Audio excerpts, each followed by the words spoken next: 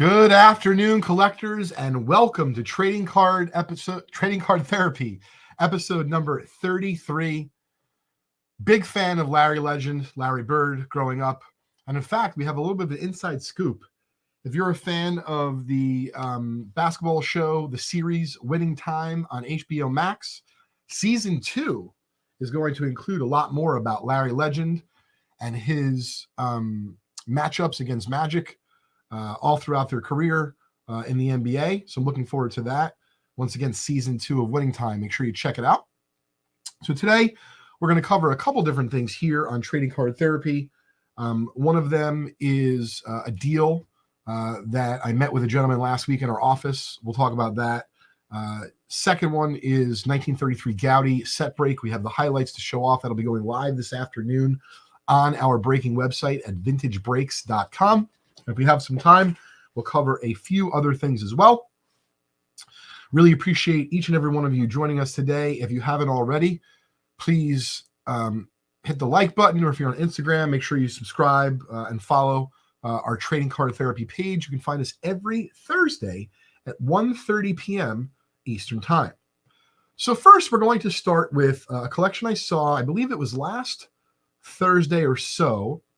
And a gentleman drove, I believe, from the tri-state area, had several thousand cards from his childhood, believe it or not, which is, that's a lot from the 1960s. And amongst those cards, I don't want to misquote the count, but I believe there is 6 Pete Rose rookies, 8 Willie Stargell rookies, a whole slew of Mickey Mantles from the 60s, and then a few outliers. And one of the outliers is, for example, a 1949 Bowman Satchel Paige. So this gentleman is, in every sense of the word, a collector. He never really upgraded. He said he remembers, just based on the condition of the cards, looking at them, which cards were in his bike spokes, which ones weren't. And so you can imagine, we had a great time looking at the collection. We made what we thought was a very solid offer. And at the end, his name is Fred. Fred was hoping for, a bit more. And so I joke with Fred that, Fred, it's usually the case, meaning there's very few people when I make an offer, they're like, wow, you're paying me too much. You should keep some. And, don't worry about that because this is all I really want. And so, of course, the joking aside, he saw what I was trying to do. I said, listen, if you have some information as to how you got to your number, please let me know. So he said, it's just something that I can live with, and said, totally understand, but if you don't have any facts or figures supporting kind of like what you're looking for, or to, if you will, prove to me it's worth more, whatever the case is, I'm kind of going to stand pat at my number. And so probably like many of us, whether it be we currently have a significant other or we've had a significant other in our past, they always have something to say about, the finances, if you will. So he said to me, he's discussed this with the wife, and he wants to sell it, but he did discuss a certain number with her. And I said, well, no pressure from me. You could let me know, basically. And he said, how long do I have? And I told him that he could take up to 2 weeks to basically ask anyone else he wants, whether it be in his town, go to a national show, put it on the internet, whatever he wants to do. We're totally comfortable with. And once again, to be clear, we wanted to buy his collection, but this is the first tip that I wanted to kind of pass along today to the community. And even if you're someone who's going to card shows and you're trying to figure out where you're going to spend your hard-earned money, you got to understand, I love cards, and I certainly wanted to buy the collection. But at some point, you have to understand when cards are just what they are, and there's nothing special about them. And in fact, if the condition is really low-grade condition, you have to just put your offer out there, and if it comes in, great. And if it doesn't, you got to be willing to move on. And so this collection in particular, we will do a blog on it if we buy it. We will do a video and all that good stuff. But, it's not like buying rare baseball postcards like the PC 796 collection. It's not like, buying 800 plus Goudeys in the middle of the desert in Arizona. Meaning these are epic finds in the hobby. They mean something well beyond just the dollars and cents of the cards. And as much as we want to buy this gentleman's collection, Pete Rose rookies are fairly common. Willie Stargell rookies are fairly common. The volume of them is not common, meaning seeing thousands of cards from the 60s at once is not so common. But nonetheless, That was my first lesson, is you kind of stand pat and then you cross your fingers and you hope. And so really interesting, of course, while Fred was here, asked us if we could pay more and this and that. And, explain to him how we work. And, we really try to shoot for the bullseye when we're making offers on collections. So Fred actually wrote me 2 days ago and said, after further discussions with his wife and quote unquote others, so I don't know who the others are, maybe I'll ask him, maybe I won't, he's willing to accept our offer. And so the second thing that I wanted to point out is, and I wish I had the cards today, Fred's coming in tomorrow, so we'll show them off next week on Trading Card Therapy, episode number 34. Once again, a nice volume of Pete Rose rookies, Willie Stargell rookies, slew of Mickey Mantles from the 60s, whole bunch more. Probably even do a giveaway on the channel, so make sure you tune in. But the point being is that as much as we wanted to buy the collection, I was explaining to the gentleman while he was here just the amount of labor to organize, sort, etc.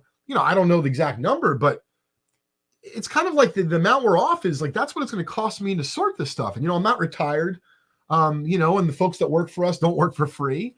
And so one of the other things I want to caution folks out there, whether it be you're buying vintage, modern, wax, memorabilia, it really doesn't matter. To be fair, comics, really do yourself a favor and make sure you consider the labor that is involved for you to process the collection. By process, I mean sort, organize, bring to market what you're buying. Because even if you think you can do it all yourself, sure, you might be able to, but maybe you can't bring it for sale, up for sale, put it out for sale, consign it to Probe or a different auction house for weeks, if not longer, because you're going to save the money and you're going to do it yourself. Well, are you really saving the money if you can, in fact, be doing something else with your time that's advantageous business-wise, or to be fair, just staring at the wall or playing tennis or anything along those lines? So just keep that in mind when you're looking at collections. Just because you can make money and make a profit, of course, that's alluring to people as they're looking at deals and collections. But there's no doubt in my mind that if you do not consider the labor and the work involved, you could be upside down really quickly. And if you don't do this full time, what's really even worse for someone who's doing this part time, you could just clog up your ability to be really buying, selling, and trading because you're lacking that time. You don't have a staff to help you. So just make sure you caution yourself when you're buying a collection with a volume of items. Doesn't matter, vintage, modern, memorabilia, or wax, or other. Just something to keep in mind. And so, when we were sharing this with Fred, we explained it to him. We actually had 2 other people help me just with the counts and the sorting, just to make him his offer expeditiously. So, hey, I'm not sure if that's Harry, but if it is, hope all is well today. Good afternoon, because I don't see your name on the chat when it comes through on Facebook. Anyway, just a couple tips on buying the collection that looks like we're going to be buying tomorrow. And the last thing, I think I've already touched upon that. It's okay to stand pat, to make an offer. And if you've really given it, the old college try and left it all out in the field, pun intended, of course, then just sit back, wait. And if it's supposed to be, then you'll get the collection. And if not, think about all the time you've saved from having to sort thousands of low grade, off grade 60s cards. What's up, Tom? So that's kind of my, my first thing I wanted to cover today.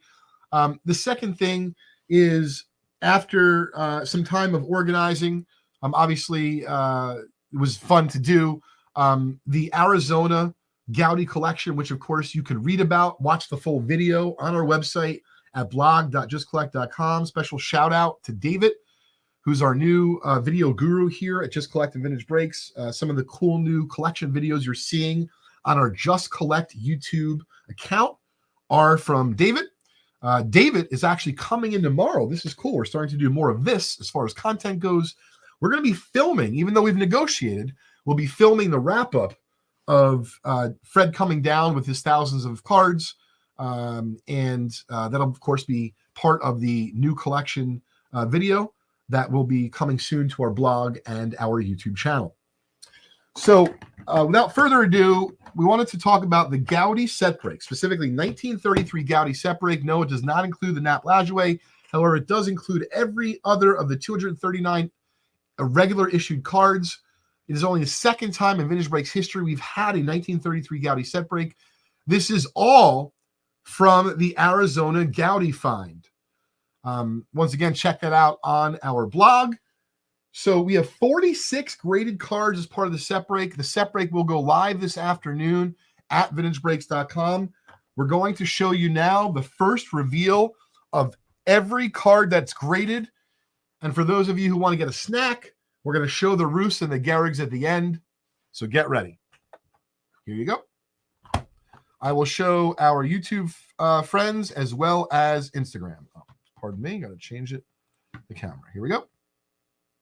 Nice low number Bill Terry, SGC4 to kick us off. Paul Wainer, Hall of Famer, Pirate. Nice low number, good, solid red color. Jimmy Fox, low grade, but not bad for a 1. Al Simmons. Once again, each and every one of these cards will be in our newly listed set break coming to you live this afternoon on our website at vintagebreaks.com. Eddie Collins, Hall of Famer.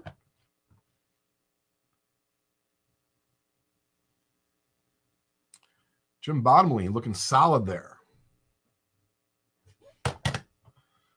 Frankie Frisch. Used to be friends with a friend of mine named Ben Cavallo. May he rest in peace.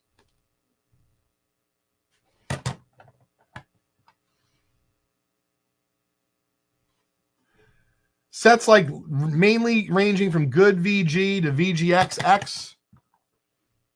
Couple better, couple lesser.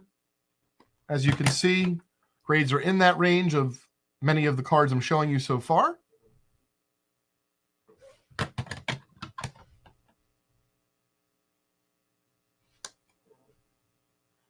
Couple announcements as we're going through these cards. Yours truly will be going out to the Mint Collective again in Vegas. So shout out to the Collectible and Mint. I'll be part of, I believe, a panel or two speaking, and a really fun opportunity offering free appraisals in conjunction with Collectible out of their booth. So stay tuned for more details. It's going to be awesome. What up, Nick? Looking forward to having you visit the office again. Candidly, I'm hoping you bring more cookies as well. Hey, what's going on, Mike? How are you? Red Faber, former Black Sox. One of my favorites in the set coming up. Gorgeous. It actually looks like a solid XX plus. Might even be undergraded. Dead nut centered. One of the best hitters of all time. Tris Speaker. How you doing? This is what separates Vintage Breaks from the rest. A lot of great breakers out there. You're not finding a 1933 Goudey set break with any other breaker. Special shout out to my friend Jason and his family, who I had the good fortune to spend some time with earlier this week. Appreciate the hospitality. Saw some amazing cards. We'll talk about it next week on Leighton's Loft.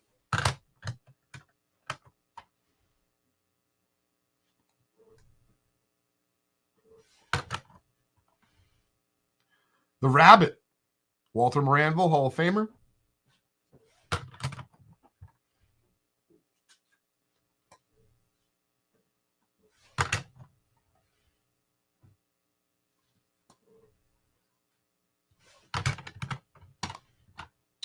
If you're interested in checking out the Vintage Break stream, we will be live today from 2 o'clock till 1 in the morning.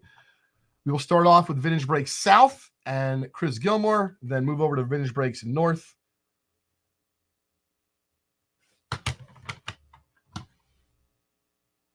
Couple other news and notes here as we're firing through the Goudey set. We have a very exciting event ending this Saturday, our after party bonus promo. We're giving away a Roberto Clemente rookie, thousands of dollars in other prizes. The last day of our events here at Vintage Breaks. If you haven't been part of it, it is must-see breaking TV. Make sure you tune in. I'll be here as well. Mo Berg, the Spy. Very few cards Mo Berg has. Excuse me.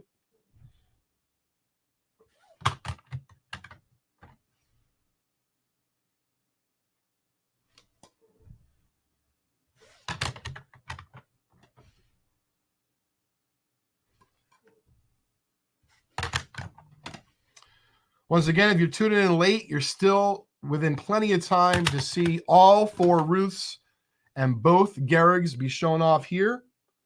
All will be part of the set break and up for grabs.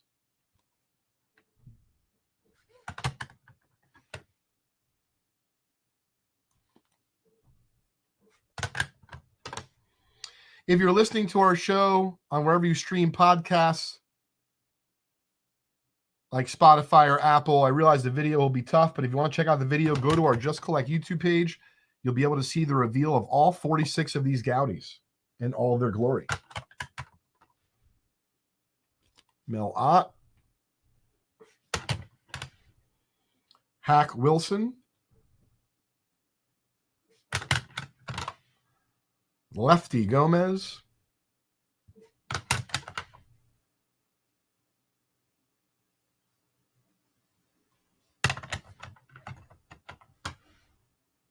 one of my favorite cards in the set. He only has one card. Gorgeous Dizzy Dean SGC4. Archie Vaughn, Hall of Famer. Carl Hubble, Hall of Fame pitcher. All right. The moment everyone's been waiting for here. We're going to do both Gehrigs first. Very nice. SGC2 of number 92, the Iron Horse.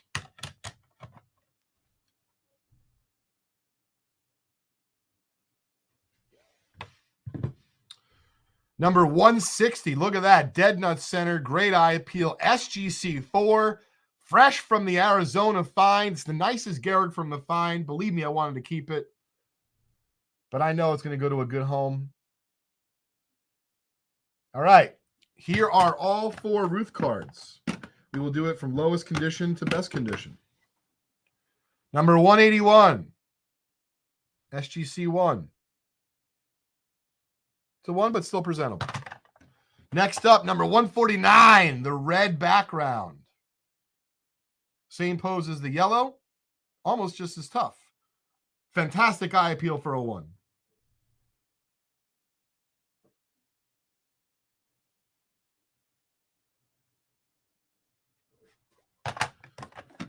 Next up, most everyone's favorite Ruth in the set, the pose of him standing with his bat. Number 144, graded a solid SGC 2.5.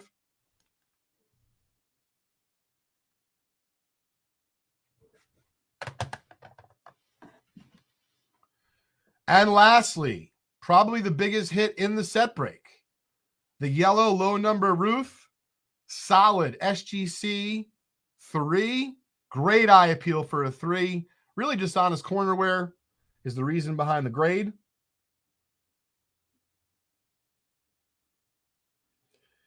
This is worth about $15,000 or so in that condition.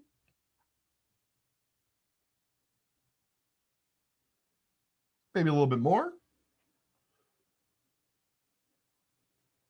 That's a beauty.